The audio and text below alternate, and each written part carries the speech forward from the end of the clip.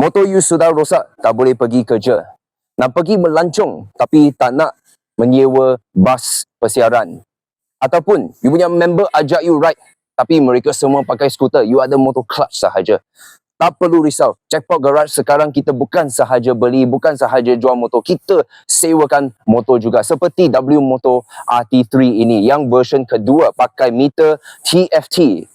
Dia ada windshield yang tinggi sesuai untuk naik highway. Dia ada cermin kiri kanan yang tetap. Jadi kalau korang steering motor ini masih boleh nampak belakang. Dia ada ABS depan belakang. So dia tak perlu risau kalau nak buat emergency braking. Okay? Dia ada juga ruang simpanan yang agak besar untuk korang simpan you punya helmet. Dan juga ada ruang untuk laptop, jaket dan sebagainya punya barang. Dia sudah ada rack. Sekarang yang perlukan adalah tapak dan top box sahaja. Okay? Kalau nak kita pun boleh aturkan. Engine motor ini, okay, satu selling point juga. Dia punya top speed boleh pergi 1.4. So, jadi kalau korang risau, oh, motor slow lah, tak dapat ikut group, tak perlu risau. Motor ini memang dia boleh ikut group, dia boleh ikut motor besar juga. Dari segi maintenance, korang tak perlu risau. Sebab, you sewakan motor, kita jaga elok-elok sebelum serahkan.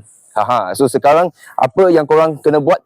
Call dan WhatsApp Jackpot Garage sahaja. Okay, kita boleh buat door-to-door delivery juga kalau korang nak pakai. Okay, depan rumah, depan bengkel ke apa, kita boleh sembang nanti.